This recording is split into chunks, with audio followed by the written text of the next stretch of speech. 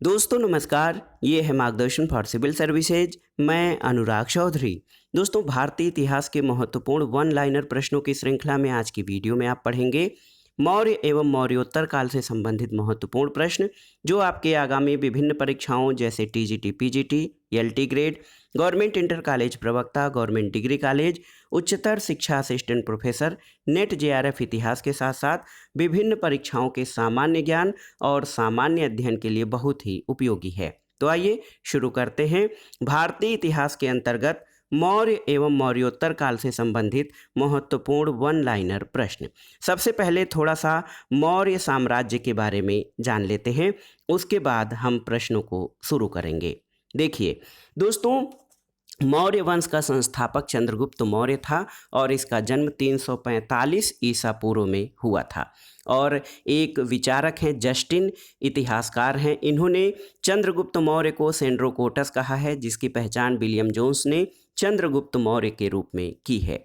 और विशाख दत्त द्वारा रचित नाटक मुद्रा राक्षस है, उसमें चंद्रगुप्त मौर्य के लिए वृषल यानी निम्न कुल से उत्पन्न शब्द का प्रयोग किया गया है। दोस्तों, चंद्रगुप्त मौर्य ने चाणक्य की सहायता से घनानंद को हराया। उसके बाद उसने जो है चंद्रगुप्त मौर्य का वो प्रधानमंत्री बना यानी चाणक्य। और अर्थशास्त्र चाणक्य द्वारा लिखित ग्रंथ है, इसका संबंध राजनीति से है। और चंद्रगुप्त ने अपना अंतिम समय आप जानते हैं कि कर्नाटक के श्रवणबेलागोला नामक स्थान पर बिताया था। और मेगास्थनीज द्वारा लिखी गई पुस्तक इंडिका है और इसमें मौर्य साम्राज्य के बारे में विस्तार से जानकारी मिलती है।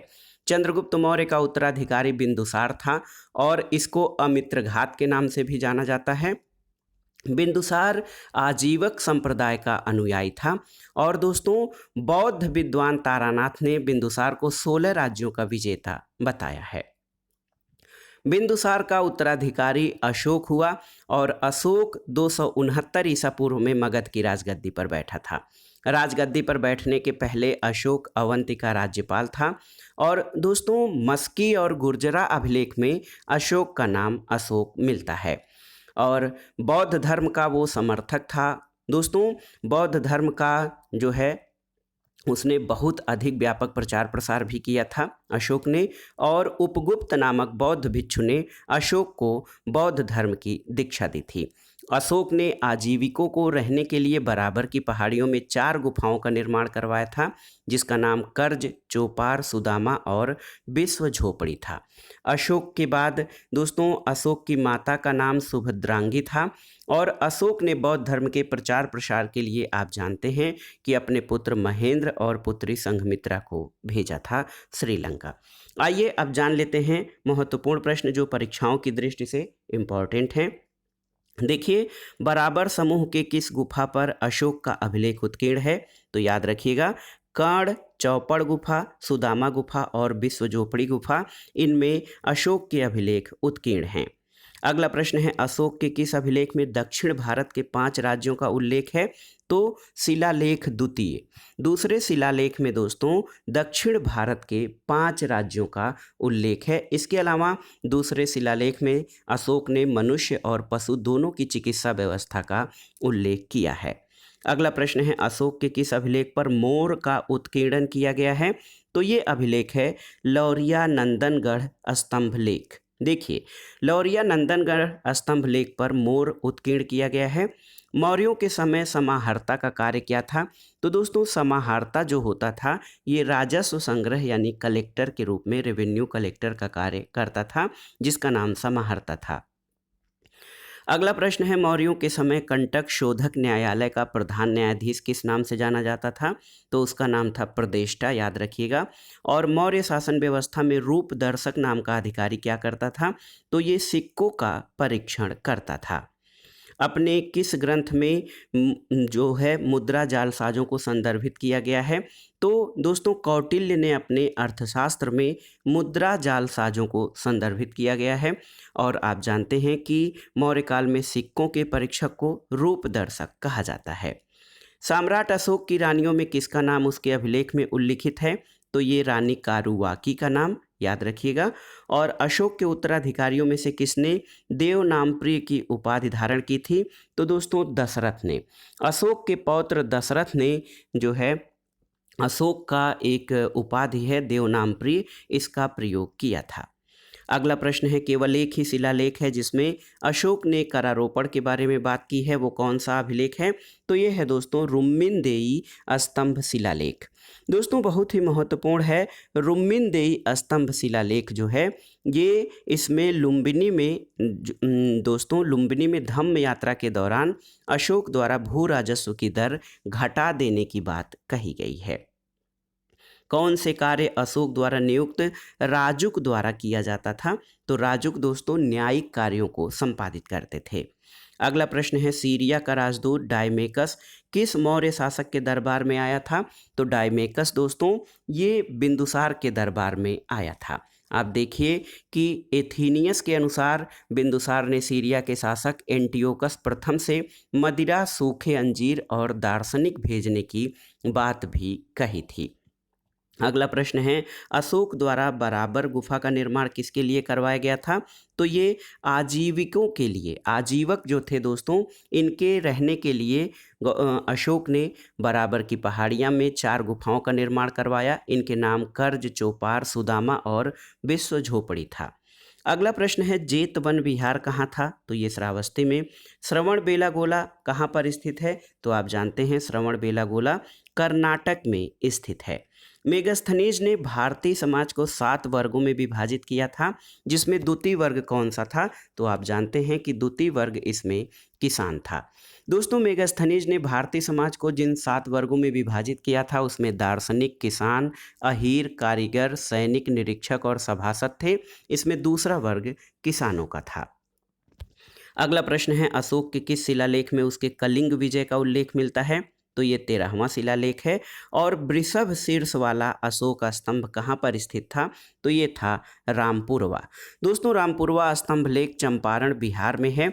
इसकी खोज 1872 में कार्लायल के द्वारा की गई थी। अब आइए अगले प्रश्न पर आते हैं। अगला प्रश्न है दोस्तों देखिए महत्वपूर्ण प्रश्न है मौर्य साम्राज्य से संबंधित कि कौन चंद्रगुप्त मौर्य के शासनकाल में सौराष्ट्र का प्रांतीय गवर्नर था? तो आप जानते हैं कि ये पुष्यगुप्त वैश्य थे।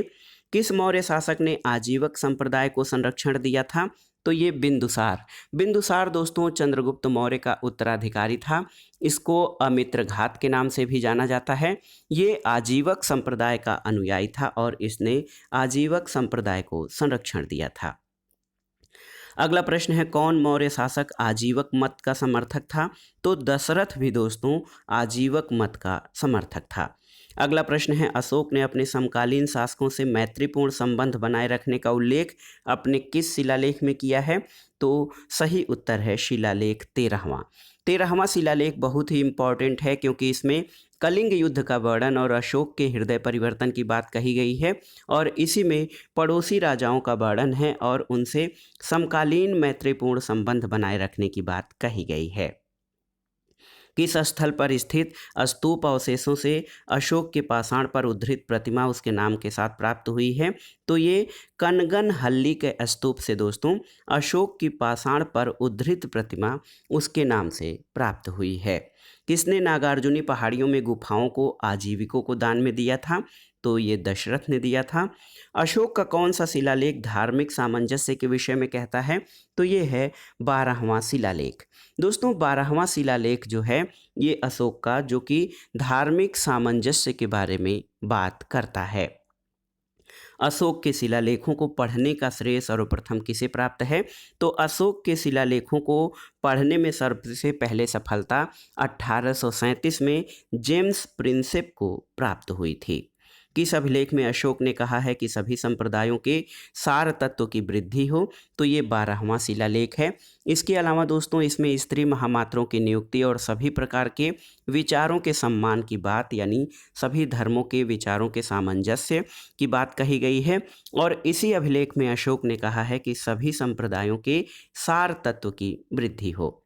अगला प्रश्न है, मौर्य युग में पोतवाध्यक्ष किस विभाग का प्रमुख था? तो याद रखिएगा पोतवाध्यक्ष जो होता था दोस्तों ये आपका तौल माप का अध्यक्ष होता था, व्यवहारिक राज के द्वार का रक्षक होता था, समाहर्ता आय का संग्रह करता होता था, सन्निधाता जो था वो राजकीय कोष का अध्यक्ष होता था।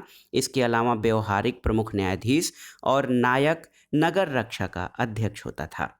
अगला प्रश्न है, किस अभिलेख में अशोक बुद्ध धम्म और संघ के प्रति विश्वास प्रकट करता है? तो उत्तर है भाब्रू लघु शिलालेख। दोस्तों, भाब्रू लघु शिलालेख में अशोक बुद्ध धम्म और संघ के प्रति विश्वास व्यक्त करता है। अगले प्रश्न पर आते हैं दोस्तों। कौटिल्य के धर्मशास्त्र के अनुसार दीवानी न्यायालय को क्या कहा जाता था? तो इसको धर्मस्थीय कहा जाता था, दीवानी न्यायालय को। अगला प्रश्न है, मंडल सिद्धांत में बिजगुइस के पड़ोसी राज्य को कौटिल्य ने किसकी संज्ञा दी? तो ये था पाषाणिग्राह। देखिए, मंडल सिद्धांत में बिजगुइस के पड़ोसी राज्य को कौटिल्य ने पाषाणिग्राह की संज्ञा दी थी।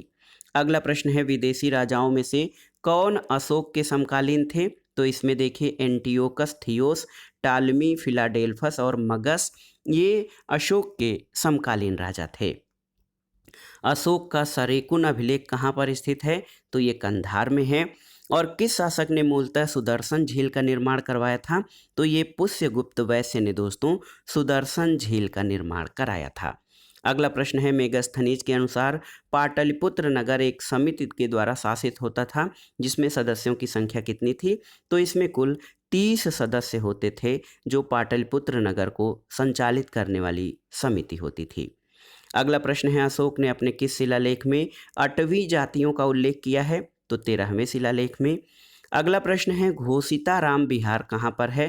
तो ये कौशाम्बी में स्थित है। दोस्तों, कौशाम्बी में एक अभिलेख भी है जिसको रानी का अभिलेख कहा जाता है और यहीं पर घोषिताराम विहार स्थित है। अगला प्रश्न है, कौन सा स्रोत चंद्रगुप्त मौर्य को क्षत्रिय मानता है? तो ये है दिव्यावदान। और अपने शासनकाल के किस वर्ष में अशोक ने बुद्ध की जन्मस्थली लुम्बिनी गया था? तो दोस्तों, अपने शासनकाल के 20वें वर्ष में अशोक जो है बुद्ध की जन्मस्थली लुम्बिनी गया था। अगला प्रश्न है, जनपद स्तर पर मौर्य अधिकारियों का सही अवरोही क्रम क्या था? तो ये था प्रादेशिक, राजुक और युक्त। ये जनपद स्तर पर देखा जाए तो मौर्य काल के अधिकारियों का सही क्रम होता था। प्रशासन की सबसे छोटी इकाई ग्राम थी और इसके मुखिया को ग्रामीक कहा जाता था। सम्राट अशोक ने न्याय करने के लिए किस पदाधिकारी की नियुक्ति की थी? तो रज्जुकों की नियुक्ति की थी न्याय करने के लिए सम्राट अशोक ने। सांची के स्तूप के निर्माता कौन थे? तो अशोक थे। और मौर्य काल में शिक्षा का सर्वाधिक प्रसिद्ध केंद्र कौन सा था? ये आपको बताना है। तो तक्षशिला। दोस्तों, तक्षशिला मौर्य काल में शिक्षा का सर्वाधिक प्रसिद्ध केंद्र था। अगला प्रश्न है, सारनाथ से प्राप्त अशोक के स्तंभ पर कौन सा पशु उत्कीर्ण है? तो इसमें देखिए कुबड़ वाला वृष, हाथी और अश्व। ये बहुत ही महत्वपूर्ण प्रश्न है दोस्तों। सारनाथ से प्राप्त अशोक स्तंभ पर कुकुदान यानी कुबड़ वाला वृष यानी बैल, हाथी और अश्व उत्कीर्ण हैं। मौर्य दरबार में मिस्र के राजा फिलाडेल्फस का दूत कौन सा था? तो ये था डायोनीसियस। और अशोक के शिलालेखों की लिपि कौन सी है? तो ब्राह्मी लिपि। दोस्तों, अशोक के शिलालेखों की लिपि ब्राह्मी लिपि है।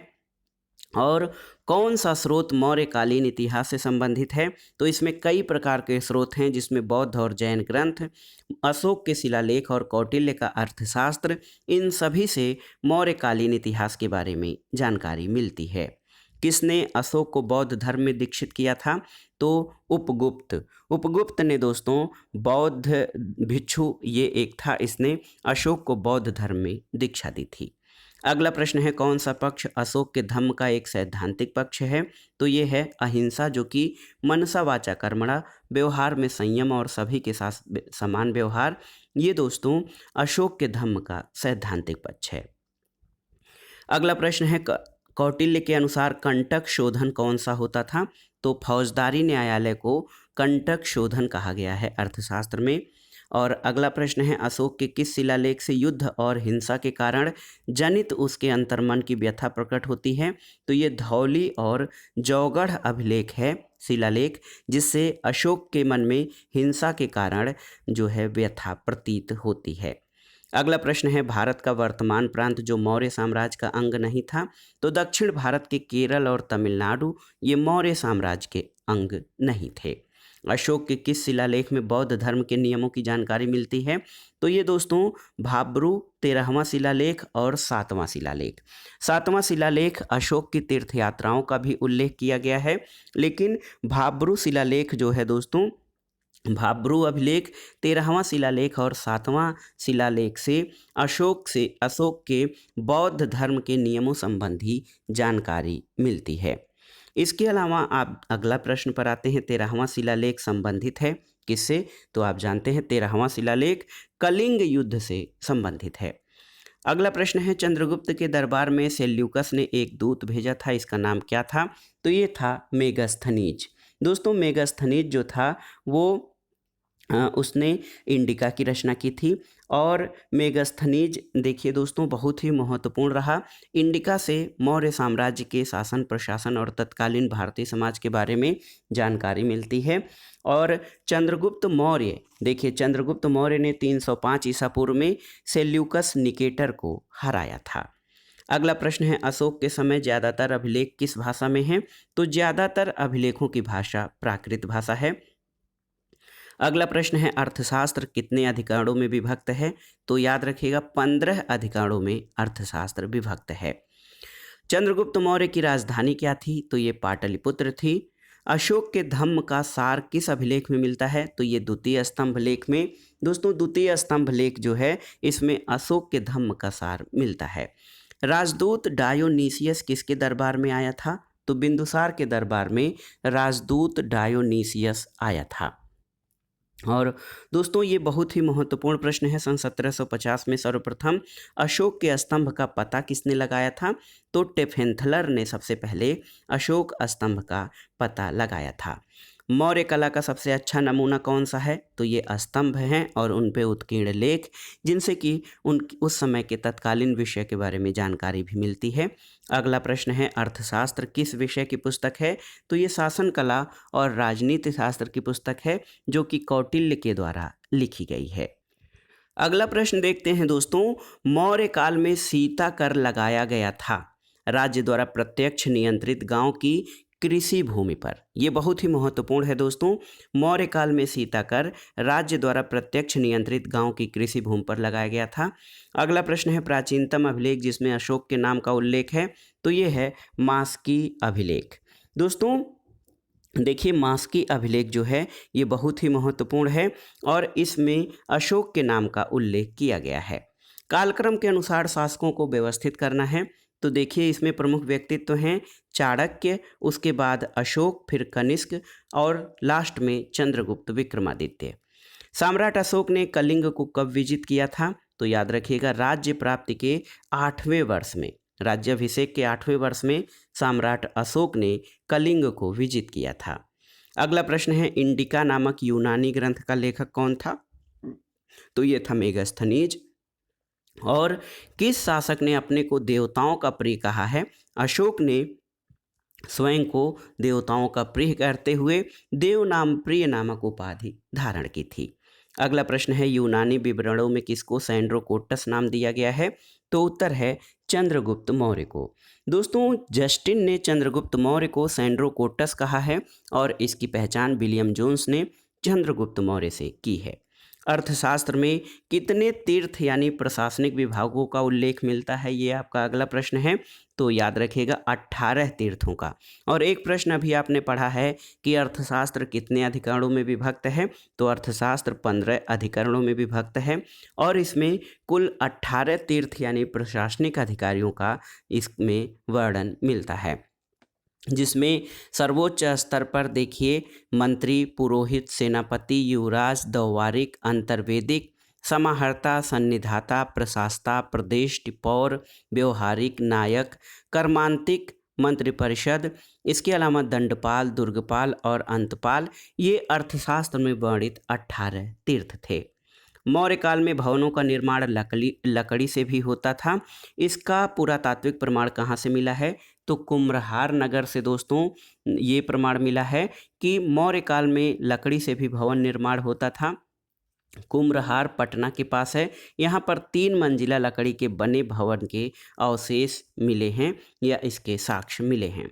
मौर्य साम्राज्य के पतन का संभावित कारण क्या था? तो इसमें देखिए, विशाल सैन्य वाहिनी के रखरखाव में होने वाले खर्च, अधिकारियों को प्राप्त वेतन और जमीन बंदोबस्त में होने वाले अर्थ व्यय की वजह से मौर्य साम्राज्य की अर्थव्यवस्था डगमगा गई थी। अगला प्रश्न है, दक्षिण भारत का कौन सा क्षेत्र अशोक के साम्राज्य का हिस्सा नहीं था? तो तमिलनाडु और केरल ये अशोक के साम्राज्य के हिस्से नहीं थे। अगला प्रश्न है दोस्तों, आपको बताना है कि किस मुख्य उद्देश्य से अशोक ने अपनी प्रजा में धम्म का प्रचार किया था? तो अपनी प्रजा के नैतिक और आध्यात्मिक विकास के लिए अशोक ने धम्म का प्रचार किया था। प्रतिवेदक, दोस्तों प्रतिवेदक का कार्य क्या होता था? तो प्रतिवेदक जो अधिकारी होता था, इसका कार्य घटनाओं की सूचना देना होता था। अंतिम मौर्य शासक कौन था? तो ये भी महत्वपूर्ण प्रश्न है। अंतिम मौर्य शासक बृहद्रथ था। याद रखिएगा, बृहद्रथ ये अंतिम मौर्य शासक था। किस एक अभिलेख में चंद्रगुप्त मौर्य और अशोक दोनों का उल्लेख है? तो ये जूनागढ़ अभिलेख में दोस्तों चंद्रगुप्त मौर्य और अशोक दोनों का उल्लेख है। अगला प्रश्न है, अशोक के किस अभिलेख में इसिला नामक नगर का उल्लेख है? तो इसिला नगर का उल्लेख दोस्तों ये ब्रह्मगिरी अभिलेख में है और ये अशोक का लघु शिलालेख है जिसमें कि इसिला नगर का उल्लेख किया गया है। अगला प्रश्न है, मौर्य शासन में लवणाध्यक्ष होता था क्या? तो सही उत्तर है, मौर्य शासन में लवणाध्यक्ष ये टकसाल का अध्यक्ष होता था। कश्मीर में श्रीनगर नामक नगर की स्थापना किसने की थी? तो अशोक ने की थी। और यहाँ पर देखिए, आपको क्रम सजाना है घटनाओं का कालक्रम। इसमें आप देख सकते हैं, सबसे पहले कलिंग युद्ध हुआ था, उसके बाद अशोक की मृत्यु हुई, फिर कनिष्क का राज्याभिषेक हुआ और चंद्रगुप्त द्वितीय का कार्यकाल बाद में आता है। धर्म शब्द का रूपांतर धम्म से संबंधित है और ये किस भाषा से संबंधित है? तो प्राकृत भाषा से। इंडिका की रचना किसने की? मेगस्थनीज ने। और अगला प्रश्न है दोस्तों, किस ग्रंथ में चंद्रगुप्त मौर्य के लिए वृषल शब्द का प्रयोग किया गया है? तो आप जानते हैं कि मुद्रा राक्षस ये नाटक है विशाख दत्त द्वारा रचित। इसमें चंद्रगुप्त मौर्य के लिए वृषल शब्द का प्रयोग किया गया है जिसका अर्थ होता है निम्न कुल से उत्पन्न। मौर्य प्रशासन में खानों के अध्यक्ष को क्या कहा जाता था? तो याद रखिएगा, अकराध्यक्ष। और बौद्ध धर्म के प्रसार के लिए अशोक ने एक अधिकारी की नियुक्ति की थी। इनको क्या कहा जाता था? धर्म महामात्र कहा जाता था बौद्ध धर्म के प्रचार के लिए नियुक्त अधिकारी को। मौर्य वंश का प्रथम सम्राट कौन था? तो ये था चंद्रगुप्त मौर्य, मौर्य साम्राज्य का प्रथम सम्राट। अगले प्रश्न पर आते हैं दोस्तों। अगला प्रश्न महत्वपूर्ण है बहुत ही, आप देख सकते हैं कि सुमेलन करना है आपको। इसमें से अशोक स्तंभ, इसका लौरिया नंदनगढ़ का अशोक स्तंभ है और आप जानते हैं ये चंपारण बिहार में है। साण वाली राजधानी रामपुरवा से संबंधित है। लोमर्स गुफा बराबर पहाड़ी से और छिद्र युक्त तरकूप ये रोपड़ से संबंधित हैं। तो 3, 4, 1 और 2 आपका सही सुमेलन हो जाएगा। अगला प्रश्न है, ग्रीक राजाओं द्वारा पाटलिपुत्र में 3 राजदूत भेजे गए थे। उनके नाम थे मेगस्थनीज, डायमेकस और तीसरे का नाम आपको बताना है। तो ये था डायोनीसियस। अगला प्रश्न है, कौन सी लिपियां अशोक के अभिलेखों में प्रयुक्त की गई हैं? तो देखिए, ब्राह्मी, खरोष्ठी, आर्मेइक और ग्रीक लिपियां अशोक के अभिलेखों में प्रयुक्त की गई हैं। तो याद रखिएगा दोस्तों, आर्मेइक, ब्राह्मी, खरोष्ठी, आर्मेइक और ग्रीक लिपियों का प्रयोग किया गया है अशोक के अभिलेखों में। बिंदुसार के शासनकाल में अशोक को जिस अंचल का शासन दिया गया था तो ये तक्षशिला और उज्जैनी का।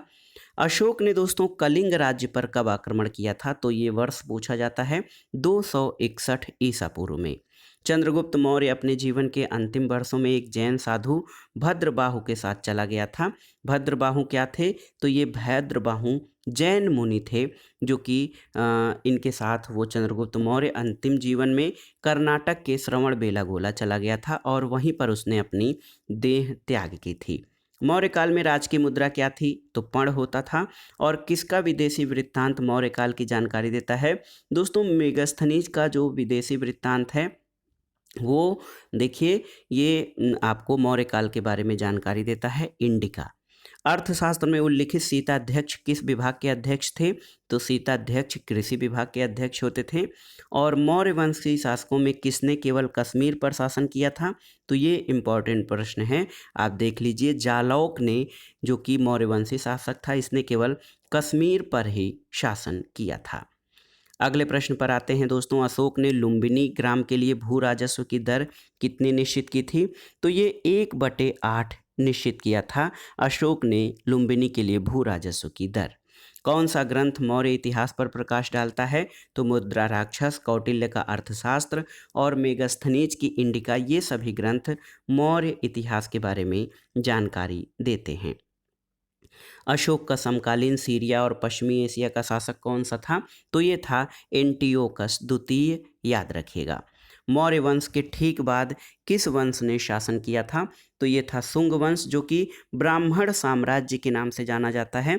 और शुंग वंश की स्थापना पुष्यमित्र शुंग के द्वारा की गई थी। अगला प्रश्न है, अशोक के 14 शिलालेख पाए गए थे कहाँ पर? तो ये गिरनार में पाए गए थे। और अगला प्रश्न सुमेलन करना है, मेगस्थनीज ये मौर्य वंश से संबंधित है। फाह्यान देखिए गुप्त वंश से, और ह्वेनसान पुष्यभूति वंश से संबंधित है। तो ये सभी जो विदेशी यात्री हैं, इनका आप सही सुमेलन इस तरह से कर सकते हैं। अगला प्रश्न है, चंद्रगुप्त मौर्य की एक पत्नी सेल्यूकस निकेटर की पुत्री थी, उसका नाम क्या था? तो सही उत्तर है दोस्तों, सेल्यूकस निकेटर ने अपनी पुत्री, देखिए, कार्नेलिया की शादी चंद्रगुप्त मौर्य के साथ की थी। लेकिन देखिए हेलेन नाम भी आता है दोस्तों, हेलेन। चंद्रगुप्त मौर्य की एक पत्नी सेल्यूकस निकेटर की पुत्री थी, उसका नाम था हेलेन। अशोक के किस स्थान के अभिलेख को रानी का अभिलेख कहा जाता है? तो अशोक के कौशाम्बी अभिलेख को रानी का अभिलेख कहा जाता है। अगला प्रश्न है दोस्तों, किसने कहा था कि राजा को मंत्रियों से परामर्श लेना चाहिए, अकेला पहिया नहीं चल सकता? तो ये कौटिल्य ने कहा था। और मेगस्थनीज के लेखन में उल्लिखित एग्रोनोमोई कौन थे? तो दोस्तों आप याद रखिएगा, एग्रोनोमोई मेगस्थनीज के अनुसार मार्ग निर्माण अधिकारी होता था। और कहीं पर दिया गया है जिले के अधिकारी, तो ये मार्ग निर्माण अधिकारी जिले के अधिकारी होते थे, एग्रोनोमोई। यहाँ पर दोनों ऑप्शन दे सकते हैं, जिले के अधिकारी या फिर मार्ग निर्माण अधिकारी को एग्रोनोमोई कहा जाता था मेगस्थनीज के अनुसार। अगला प्रश्न है कि प्राचीन काल में बधुआ श्रम को किस नाम से निर्दिष्ट किया जाता था? तो इसको वेत्ति और बिष्टि कहा जाता था, बधुआ श्रम को। अब आइए दोस्तों, मौर्योत्तर काल से संबंधित महत्वपूर्ण प्रश्नों को जानते हैं कि कौन से प्रश्न परीक्षाओं में पूछे गए हैं, इम्पॉर्टेंट प्रश्न। देखिए, किसने गाथा सप्तशती ग्रंथ की रचना की थी? सातवाहन शासक हाल के द्वारा गाथा सप्तशती या गाहा सप्तशती की रचना की गई थी। अगला प्रश्न है, ईसा की प्रथम सदी के आसपास विकसित मथुरा कलाशाला में मूर्तिकला के लिए क्या प्रयुक्त होता था? तो आप जानते हैं लाल बलुआ पत्थर का प्रयोग होता था मथुरा कला शैली में। पुष्यमित्र शुंग के बाद कौन शासक बना था? तो दोस्तों शुंग वंश में पुष्यमित्र शुंग जो था, ये जो है शुंग वंश का संस्थापक था और इसने अपनी राजधानी विदिशा में स्थापित की थी। दोस्तों पुष्यमित्र शुंग के बाद अग्निमित्र जो है इस वंश का शासक बना था। अगला प्रश्न है, अभिलेखों में सार्थवाह शब्द प्रयुक्त हुआ है? तो दामोदरपुर ताम्रपत्र लेख में सार्थवाह शब्द का प्रयोग किया गया है। अगला प्रश्न है कि किस राजवंश ने शीशे के सिक्के चलाए थे? तो सातवाहन वंश ने। और अपने वाहन वृषभ के साथ शिव का मूर्त रूप में अंकन सर्वप्रथम किसके सिक्कों पर मिलता है? तो ये विमकटफिसेस के सिक्कों पर दोस्तों बैल के साथ शिव का मूर्त रूप मिलता है। किस भाषा में खारवेल का हाथी गुम्फा अभिलेख उत्कीर्ण है? तो आप जान लीजिए दोस्तों, खारवेल का हाथी गुम्फा अभिलेख प्राकृत भाषा में है। मथुरा से प्राप्त खड़ी मुद्रा की आदमकद प्रतिमा का संबंध किससे है? तो ये कुषाण काल से संबंधित है। और दोस्तों विमकटफिसेस के सिक्कों पर किस हिंदू देवता का अंकन किया गया है, आपको बताना है। तो ये शिव का अंकन किया गया है विमकटफिसेस के सिक्कों पर। और आप देख लीजिए दोस्तों, ये कुषाण वंश का शासक था। पहलव वंश के बाद कुषाण आए थे, इनको यूची और तोखरी भी कहा जाता है। कुषाण वंश का संस्थापक कुजल कटफिसेस था और इस वंश का सबसे प्रतापी शासक कनिष्क था। अब आइए देखते हैं दोस्तों, गौतमी पुत्र सातकर्णी के राज के चिन्ह से युक्त मुद्राओं वाला एक शक शासक कौन सा था? तो ये था नहपान, जिसने कि गौतमी पुत्र सातकर्णी के राज चिन्ह से युक्त मुद्रा संचालित किया था। मालविका अग्निमित्रम नाटक में विदिशा के शासक के रूप में वर्णित अग्निमित्र किस वंश से संबंधित था? तो ये शुंग वंश से। और कौन सा बंदरगाह पोडू के नाम से दी पेरिप्लस ऑफ द एरिथ्रियन सी के लेखक को ज्ञात था? तो ये था अरिका मेडू। अगले प्रश्न पर आते हैं दोस्तों, महत्वपूर्ण प्रश्न जो कि मौर्योत्तर काल से संबंधित है। इसमें देखिए, भागवत धर्म से संबंधित प्राचीनतम अभिलेखीय साक्ष्य कहाँ पर मिलता है आपको बताना है। तो ये हेलियोडोरस के बेस नगर स्तंभ लेख में भागवत धर्म से संबंधित प्राचीनतम अभिलेखीय साक्ष्य प्राप्त होता है। शंख लिपि के लेख से किस स्थल के स्तूप के अवशेष से मिलते हैं? तो दोस्तों, शंख लिपि के लेख भरहुत के स्तूप अवशेष से प्राप्त होते हैं। बुद्धचरित नामक ग्रंथ का लेखक कौन है? तो अश्वघोष। और भागीलय की मुद्राएं कहाँ से प्राप्त होती हैं आपको बताना है। तो ये नर्मदा घाटी से प्राप्त होती हैं भागीलय की मुद्राएं। दोस्तों, कुषाण शासकों में भारत में किसने सबसे पहले स्वर्ण सिक्कों का प्रचलन करवाया था? तो ये था विमकड़फिसेस। दोस्तों, विमकड़फिसेस ने, जो कि कुषाण शासक था, इसने सबसे पहले सोने के सिक्कों का प्रचलन करवाया था। किस शासक ने गांधार कला शैली को संरक्षण दिया था? तो ये कनिष्क था। और प्रसिद्ध बौद्ध विद्वान अश्वघोष किसके समकालीन थे? तो ये कनिष्क के समकालीन थे। क्रम के अनुसार व्यवस्थित करना है। अगले प्रश्न को आप देखिए।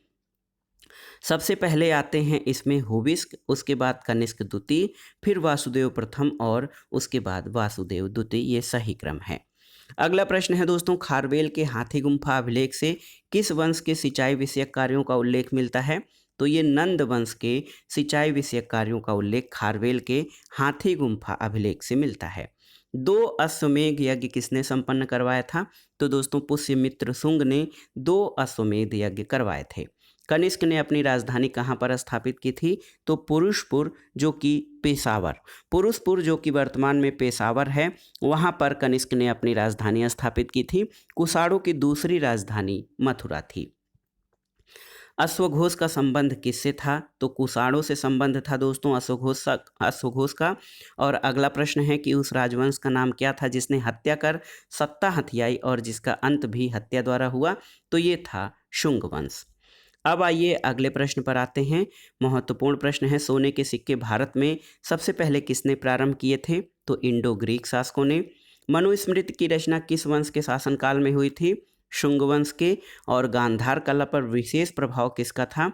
तो ये ग्रीक कला का और रोमन कला का प्रभाव था गांधार कला पर। दोस्तों, गांधार कला शैली का शुभारंभ किसके शासनकाल में हुआ था? तो ये कनिष्क प्रथम के।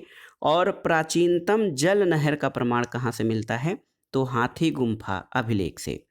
कुषाण शासक यूची जाति की किस शाखा से संबंधित थे? कोई शुवांग से। और शक संवत का प्रारंभ हुआ था 78 ईस्वी में। दोस्तों, कनिष्क ने 78 ईस्वी में, जो कि उसके राज्याभिषेक या गद्दी पर बैठने का समय था, एक संवत चलाया जिसको शक संवत कहा जाता है। सातवाहन काल का सर्वश्रेष्ठ शासक कौन था? तो ये गौतमी पुत्र सातकर्णी था। रस चिकित्सा का आविष्कार किसने किया था? नागार्जुन ने। और किसने बेस नगर में गरुड़ स्तंभ बनवाया था? तो ये हेलियोडोरस ने दोस्तों बेस नगर में गरुड़ स्तंभ बनवाया था। चरक किस शासक के दरबार में आयुर्वेदाचार्य थे? तो ये कनिष्क के दरबार में रहते थे। कौन योग सूत्र के रचयिता हैं? पतंजलि योग सूत्र के रचयिता हैं। दोस्तों, किस राजवंश के शासकों के नाम मातृ सत्तात्मक हैं? तो ये देखिए, सातवाहन वंश के शासकों के नाम मात्र सत्तात्मक हैं, जैसे Gautami Putra Satakarni. Periplus of the Erythraean Sea का लेखक होने का श्रेय किसे दिया जाता है? तो एक अज्ञात यूनानी नाविक को Periplus of the Erythraean Sea का लेखक होने का श्रेय दिया जाता है। आपको बताना है सत्य कथन। तो भारत के प्राचीनतम सिक्कों पर कोई अभिलेख नहीं है। सातवाहनों ने शीशे के सिक्के ढलवाए थे और गुप्त शासकों ने रुप्यक नाम के चांदी के सिक्के ढलवाए थे। अगले प्रश्न पर आते हैं कि कुषाण काल में मथुरा मूर्तिकला का एक प्रसिद्ध केंद्र था। यहाँ मूर्तियाँ किस पत्थर से बनाई जाती थीं? तो याद रखिएगा, मथुरा में जो कुषाण कालीन कला का केंद्र था, यहाँ पर मूर्तियाँ लाल बलुआ पत्थर से बनाई जाती थीं। गिरनार शिलालेख किससे संबंधित है? तो रुद्रदामन से संबंधित है। महाभाष्य के रचनाकार कौन हैं? पतंजलि हैं। और किस कला का गांधार कला पर अत्यधिक प्रभाव पड़ा था? यूनानी कला का। और शुंग वंश का संस्थापक कौन था? तो आप जानते हैं कि पुष्यमित्र शुंग, जिसने मगध पर शुंग वंश की नींव डाली थी, ये ब्राह्मण जाति का और शुंग वंश का संस्थापक था। अगला प्रश्न है दोस्तों, देखिए कि आपको बताना है कौन सातवाहन शासक शकों, यवनों और पहलवों के संहारकर्ता के रूप में जाना जाता है? तो ये गौतमीपुत्र सातकर्णी। उत्तरी भारत में कौन अंतिम ग्रीक शासक था? तो ये था हिप्पोक्रेटस। और किस शासक ने अपने सिक्कों पर शाक्य मुनि की आकृति अंकित करवाई थी? कनिष्क। किस शासक के शासनकाल में सेंट थॉमस नामक ईसाई भारत में ईसाई धर्म के प्रचार के लिए आया था? तो ये था गोंडोफर्नीज के शासनकाल में। अगला प्रश्न है, प्राचीन काल में आंध्र प्रदेश के करीमनगर और नालगोंडा जिले किस खनिज के उत्पादन के लिए प्रसिद्ध थे? तो दोस्तों ये लोहा और इस्पात के उत्पादन के लिए प्रसिद्ध थे, आंध्र प्रदेश के करीमनगर और नालगोंडा जिले। अगला प्रश्न है कि पेरिप्लस में उल्लिखित कौन सा बंदरगाह अपने मोती उत्पादक के लिए विख्यात था? तो ये था कोरकई बंदरगाह। और किस ग्रंथ में यूनानी आक्रमण का उल्लेख है और ये भी पता चलता है कि यूनानी पाटलिपुत्र तक पहुंच गए थे? तो ये गार्गी संहिता में इसका उल्लेख है। चीन के शासक को पराजित करने वाला पहला भारतीय शासक कौन था? तो ये था कनिष्क। और कौन सा शासक बौद्ध भिक्षु नागसेन से प्रभावित हुआ था? तो ये था मिनांडर, जिसको मिलिंद भी कहा जाता है। किस वंश के शासकों द्वारा भूमि अनुदान का प्राचीनतम अभिलेखी साक्ष्य मिला है? तो ये सातवाहन वंश के शासकों द्वारा। और दक्षिण भारत में स्थित स्तूप अवशेषों में दशरथ जातक का शिल्पांकन प्राप्त हुआ है कहाँ से? तो याद रखिएगा, नागार्जुन कोंडा से। कौन सा ग्रंथ लैटिन भाषा में लिखा गया है? तो ये नेचुरल हिस्टोरिका, ये लैटिन भाषा में लिखा गया ग्रंथ है। अगला प्रश्न है, अजंता के प्राचीनतम चित्र का काल कौन सा है? तो ये पहली शताब्दी ईसा पूर्व अजंता के प्राचीनतम चित्र का काल है। नाट्य शास्त्र के रचनाकार कौन है? तो भरत मुनि हैं। और कौन याज्ञवल्क्य स्मृति का टीकाकार है? तो देखिए, विश्वरूप, अपरार्क और विज्ञानेश्वर, इन्होंने याज्ञवल्क्य स्मृति पर टीका लिखी है। मिताक्षरा का रचयिता कौन था? तो संत विज्ञानेश्वर। और किस ग्रंथ में विधवा को पुनर्विवाह की अनुमति दी गई है? तो ये नारद स्मृति ग्रंथ है। अगले प्रश्न पर आते हैं दोस्तों कि याज्ञवल्क्य स्मृति के प्रसिद्ध टीकाकार अपरार्क कौन थे? तो ये एक शिलाहार राजा थे। और अगला प्रश्न, इस वीडियो का आखिरी प्रश्न है दोस्तों, धर्मशास्त्र लेखकों में किसने सती प्रथा को आत्महत्या का कार्य कहकर अस्वीकार किया था? तो ये थे मेघातिथि। मेघातिथि ने दोस्तों सती प्रथा को आत्महत्या का कार्य माना था। तो दोस्तों ये था आज का वीडियो। इसमें आपने भारतीय इतिहास के महत्वपूर्ण वन लाइनर प्रश्नों की श्रृंखला में मौर्य और मौर्योत्तर काल से संबंधित महत्वपूर्ण प्रश्नों को पढ़ा, जो कि आपके आगामी परीक्षाओं के लिए रिवीजन और तैयारी दोनों की दृष्टि से बहुत ही महत्वपूर्ण है। आगे के वीडियो में हम गुप्त और गुप्तोत्तर काल से संबंधित महत्वपूर्ण प्रश्नों को कवर करेंगे। चैनल से जुड़े रहें, वीडियो को लाइक करें, शेयर करें और इस चैनल को सब्सक्राइब करें। वीडियो देखने के लिए धन्यवाद दोस्तों। नमस्कार।